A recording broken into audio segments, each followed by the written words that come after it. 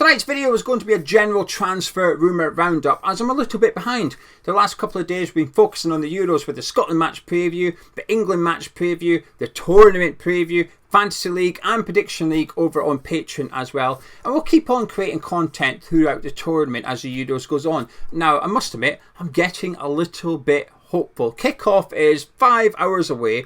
Optimism is increasing. It's dangerous, but I like it. I'm hoping we can sneak a win. I know it's incredibly unlikely. We will probably lose tonight, but I'm getting optimistic and I'm allowing it. Anyway, time to turn our attentions back to West Ham for the next couple of days. So I thought, let's do a transfer rumour roundup. And this week we've been strongly linked to Soule of Juventus, the winger, and Perez, the Udinese centre-back. However, I've never heard of them, so I'm in trouble. And when you're in trouble, who are you going to call? Not the Ghostbusters, at least not in this situation. Instead, I called Cal from Analytics United, and he joined me for a discussion. Well, I say discussion. It takes two to discuss. Cal joined me to explain in depth why both of these players would be a fantastic signing, not just for West Ham, but for Tim Steidten and Lopetegui as well. He's doing the majority of the talking, which is a good thing, because he's the one with all the knowledge when it comes to these two players I've never heard of. So before I let Cal take it away, if you'd like to see and hear more from Cal, please do follow him on social media. I'll put a link to his social media profiles in the description below. Also, drop a like on this video by clicking thumbs up. Subscribe if you're new to Hammers Chat. I'll catch up with you tomorrow. But until then, here's Cal explaining all about Soule and Perez. Right then, Cal from Analytics United, what can you tell me? Let's start with the Juventus winger, first of all, Soule, or I'll let you pronounce his name correctly. What can you tell me about him? Yeah, he's great. Also, your pronunciation was very good, so fair play there. But no, I think... yeah, I'm super excited to see us linked. I must admit, I was quite surprised, really, given that we've just brought in young winger from Brazil. So I guess there's some confusion there, particularly with the price tags attached to it as well. But in terms of as a player to be linked to, I mean, he's incredibly good. He's just had a brilliant loan spell at Frosinone. It's lit up the Serie A. I think probably a good way to describe it is if Luis Guilherme is kind of Kudus-like in terms of his carrying and his dribbling and his explosive pace, I think Soule is probably more of the Paqueta mold in terms of I've seen some people refer to him as the wing fielder because he's like his plays out wide, but he is a midfielder in terms of what his greatest strengths are, in terms of his vision, his creativity, particularly in terms of his creativity in the final third. I think he's been one of the best players in Serie A this season in terms of shot creating actions, whether that's passes, dribbles, or his own shots that get spilled by the keeper. And I think, again, if we look at the arrival of Lopetegui and what that's likely to mean for West Ham and the way we play and the way he's played at his previous clubs and the sort of profile of player that he's looked to build around, it's always these sort of wide midfielders that sit very narrow in the channels. And given that he's going to want us to have a lot of possession, you need players that are capable of sort of breaking down those defensive blocks when you come up against them. I'm thinking particularly against those sort of sides that West Ham have historically been very frustrating against, the ones from about 14th down to 20th, who you're going to see a lot of the ball, but we didn't necessarily dominate the possession. We had the possession, but we didn't dominate with it. We just kind of pass it around and never seem to create chances. And Matias Soule will definitely help with that. I think this season, actually, Paqueta is one of the leading players in Europe's top 5 leagues in terms of through balls. So sort of that ability to unlock defenses and split that sort of, that line breaking pass in behind a deep defense. And behind him was Soule in the rankings. So I think in terms of what the scouting team have obviously identified that they need, I guess they're anticipating us coming up against these defensive sides, and rather than coming away from, I don't know, a Nottingham Forest with a draw or that kind of result, it's about having those players that can help turn that possession into genuine chance creation. And Soule would be absolutely amazing for that. Probably one of the best we could go for in Europe in that respect, actually. And I was very surprised to see that Juventus are even entertaining selling him, given the arrival of Thiago Motta. I think he'd be a brilliant player for him to have, given his style of play. But from what we've been led to believe, Juventus are cash strapped and need to cash in. So if we can capitalise, great. I do have question marks about how the balance of the squad looks, because I think, as people have rightly said, it's another left-footed winger who's had his best form out on the right-hand side. What I will say to that is that the way I'm looking at it now is that I think rather than thinking of it as defined positions, it's okay, you need 2 right wingers, 2 left wingers, 2 10s, 2 strikers. I think I'm kind of just looking at it as you need 7 to 8 attackers who can all rotate around those 4 positions. And I think Soule can play in the 10, but he can also play right wing. Luis Guilherme, who we've brought in, can play the 10, right wing, central midfield, and left wing. Kudus can play the 10, right wing, and obviously the back end of last season, we saw him have great form out on that left-hand side. And similarly, Bowen can obviously play out wide and up front. So I think whilst it looks confusing because a lot of them have played in that right-hand side, I think the way that Lopetegui will be looking at it, and I think you have to consider the factor that we're going to this system where wingers don't really mean wingers. We basically have 2 number 10s, but they just start out wide. And therefore, I think the idea of a left winger and a right winger doesn't matter as much because in theory, the half space is the half space. Obviously, it depends what side you're on as to what foot you use and how you can cross it into the box. But I think you're going to expect those players to be able to do a job on either side in most games. So I'm looking at it as more of a cast of 5 players that can all sort of chip in and rotate around those positions. And I think that's good for squad balance as well, because it means there's going to be less frustration over minutes because players are going to feature more frequently.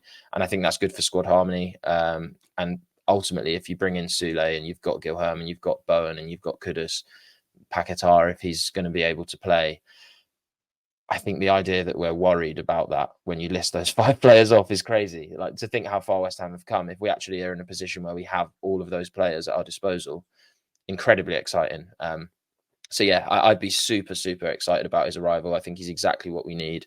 And I think it's a nice balance in terms of Guilherme, as I said, comes in as that really explosive, pacey dribbler who's going to carry you up the pitch. Soule is fast, but less fast. But he's very incisive in his contribution and build up, and the ability to sort of knock the ball around the box and not just recycle possession, but really make things happen. And I think if you're looking at it as a scouting piece, you're looking at Kudus and you're looking at Guilherme as the backup and eventual successor should we sell Kudus, and you're looking at Paquetá and where he featured out in those wide areas last season, despite most people seeing him as a 10 or a central midfielder. And you look at Soule and think, yeah, he can probably do that role. He's another left-footed, creative, wide midfielder that could play in central areas. I think that's really great recruitment. I think it shows a lot of foresight and a lot of future planning. Whether that's because Paquetá is not going to be available, we don't know. But to have that sort of future proofing in place is great. And I think it's also really smart to buy these players before you sell or before they can't play. Because I think if we're all being realistic, if we're all being optimistic, we hope Kudus plays for us forever. If we're being realistic, we probably accept that at some point he's going to, if he continues this form, leave for a pretty high fee. And as soon as you do that and you look for a replacement, clubs go, hey, you just got £80 million for that player. We want 50 now for the player that was 30 million last season. So I think bringing in Guilherme now, giving him that year to sort of develop behind Kudus, get his minutes gradually, settle into the Premier League, get used to life in London, not expect too much too soon. But I think the season after next, he will be electric. And that's really exciting. And I think Soule, there's going to be less bedding in because he's already been playing in one of Europe's top 5 leagues and excelling. But again, having that player around the squad who, should the squad start to look different and those first teamers leave, is ready to step up and take that mantle, is a really exciting person to have in the squad. Love that. Right then, when you at the start you said you were sort of surprised to see us linked to Soule. Yep. When I'm surprised to see a transfer rumor, it usually means I think it's unrealistic for whatever reason, ambition, price tag, whatever. There's a reason I'm not believing it. Would I be right in suggesting there's maybe a little bit of caution with you believing this transfer target? Yeah. I think that's where I'm at. I think for 2 reasons. On the one hand, I think if the 100 mil-ish budget is to be believed, and we don't know how the Paquetá situation influences that as well, because presumably they would have been planning for his departure, and that might not happen now. Could be good. It could mean he gets to play and we still keep him, which is great.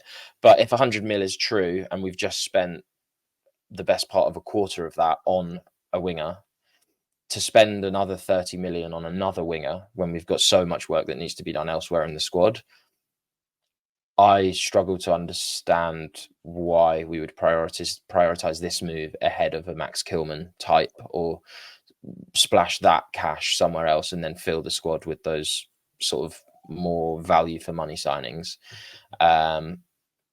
that's sort of where my head's at. The second half, which I now understand because of the cash strap situation at Juventus, but I was surprised just because I didn't think they'd let him go. The whole point of loaning someone out is that you want to see them hit the ground running and then bring them back into the fold. And as I said, with the arrival of Motta and sort of the things that have been going on at Juventus, they've really sort of invested in this Juventus Primavera, which is the B team, and it's really worked. They're bringing through players like Fagioli, Kenan Yildiz, and players like that. It's really been a success for them.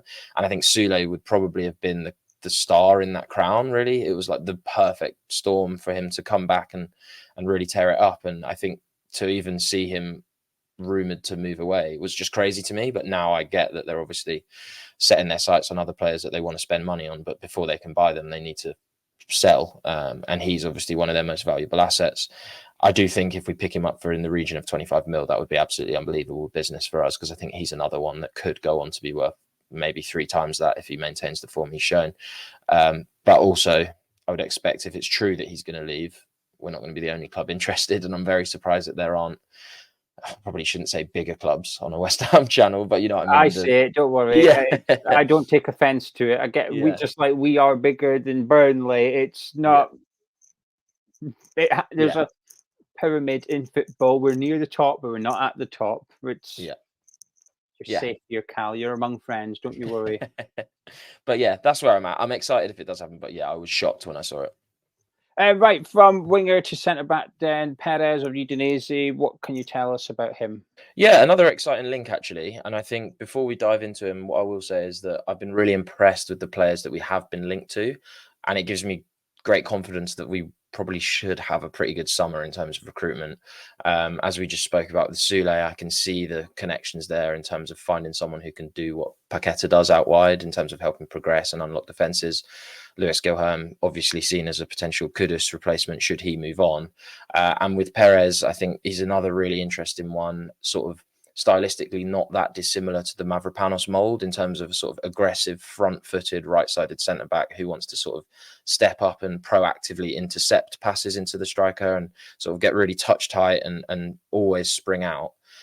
So I can see, I'm assuming that Mavropanos will be a starting centre-back under Lopetegui, given his confidence on the ball and the fact that we're going to want to play out and build from the back.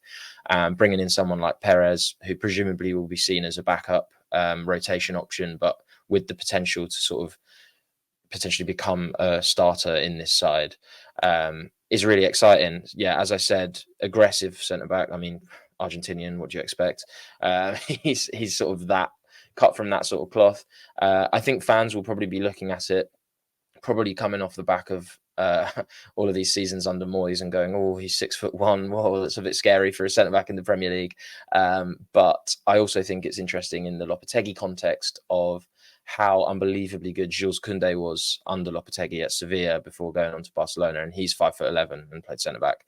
I think having that balance, as Perez has had throughout his career so far, of a sort of aerially dominant centre-back to his left, who does a lot of the aerial duels and sort of managing that, whereas Perez's biggest strength, I would say, is more about his sort of spatial awareness. And I think, again, if we're sort of transposing this rumour into the context of a Lopetegui side and the presumption that we're going to see us play a much higher line, a lot more aggressive, a lot more front-footed, having a player with Perez's spatial awareness and sort of, rather than getting involved in aerial duels, he reads the sort of ball, looks around, and is able to cover that space behind and track the runners in behind. That's his role. It's not to go up and challenge the 6'4" striker.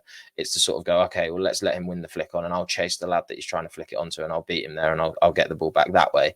I think that really suits how Lopetegui's going to want to play. So again, I can see that the scouting team have gone out and gone, okay, this is what we need. Who does it well? Who are we going to be able to get at a reasonable price? And who still has pretty high potential. He was at Atletico Madrid. I was surprised that he didn't really break through there after a good few loans. Really, really highly thought of for a long time. And I think he still has all the potential to be one of the best centre-backs in Europe if he really does live up to all of those strengths. I think one thing that I would probably like to see some improvement on, and I think you could expect, because I think if you look at the quality of the teams that he's thrived in thus far, the players ahead of him probably aren't of the quality, in fact, that he would have at West Ham. But it's around his distribution and his sort of build-up play from the back. He's fine. Like, he's comfortable under pressure in terms of those sort of passes that we know that Mavropanos and, to be fair, Agurd were good at, those sort of raking balls along the floor into the middle third to help us progress under pressure. I wouldn't say that that's a standout characteristic of his. What I would say, though, is that he's very good in terms of long distribution, particularly cross-field switches, which, again, we have to think about Lopetegui and how he plays, and he's always sort of been reliant on someone in the back line having that in their arsenal. What tends to happen is he'll focus the build up on one of the flanks, usually the left back side. He'll invite the pressure over there, which means that the whole defensive structure of the opposition shuffles over to that side, leaving acres of space on the other side of the pitch. And the aim is, okay, find the quarterback, so to speak. I hate to use that cliche, but it's easy to understand. Get the ball to the quarterback and let him hit the switch out to the Bowen or the Kudus out on all that space, and then let them run into the space and cause havoc that way. And I think Perez will be capable of hitting those crossfield passes. So again, I can see that they've highlighted what Lopetegui needs in this centre-back, and they've gone out and found it. And I think Perez fits the mould as far as I'm concerned. Yeah, that might explain why we're going to have 4 left-footed right wingers then. We're going to give the ball to Emerson, cut it back to Perez, and hit it to one of the 4 that stood under their touchline. Yeah. There we go. Lopetegui's tactics unravelled here on Hampers. You were a little bit suspicious over how likely Soulé is to happen. In regards to Perez, as somebody that doesn't really know him, it does still feel a little bit more realistic, perhaps. Is that fair to say? Yeah, I think so, because I think the key factor here is that he is at Udinese, who they had a terrible season. He played well, but they had a bad season. And West Ham is a step up from Udinese. You've got the Premier League pool, but also just in terms of where we're expected to finish in the league versus Udinese, it's far more attractive. There's the prospect of European football. And I think given where he was at earlier in his career with Atletico and all the talks about going on to become one of the most dominant centre-backs in Europe, and sort of where he's ended up, that's not to say that he's had a bad career. He's still young, but I would have imagined that he would have expected to be sort of a key part in that Atletico side by now. And I think he'll see this move as a chance to get back on under a manager that he will have obviously seen in La Liga and is very well respected. I think he'll see it as a very good career move. I think with Soule, there's probably going to be a lot more suitors. And also for us, it's probably a lot more difficult to get a good value deal done with a club like Juventus because of the size of the club, because of how much they can demand and what they can offer to him. So yeah, I think it represents a much more likely transfer. And if it was to go through, I'd be very happy with it. Not just because I think he's a perfect match in terms of what you want for a Lopetegui system and sort of the centre-backs that have played well under him on that right-hand side throughout his managerial career, but also in terms of reducing the age of the squad. I think West Ham for years have had one of the oldest squads in the Premier League. It's been a huge cause of frustration for all of us. And I think when you take a sort of macro level view at all of the players that we've been linked to, the one sort of common feature across the board is that we're bringing in young players with high potential at prices that could, if they reach that potential, look incredibly cheap. And I think Perez fits into that. I think Soule would fit into that. And I think Luis Guilherme, who's already arrived, also fits into that. And if that's going to be the sort of main takeaway when we reach the end of the summer, that was the clear approach, was to bring in younger, hungrier, higher potential talents. I think it's what we've all been crying out for years. And it's the direction that we've wanted to see us head in. And finally, it seems like we're doing it. Well, Cal, you better behave yourself, because you're starting to come across like you're excited by West Ham's transfer strategy here. We need to calm down. You need to calm down over there. Things are going well, but let's keep a lid on it. But Cal, thank you very much for joining me. It's been a massive pleasure as always. Thank you for having me on. It's been great to be here.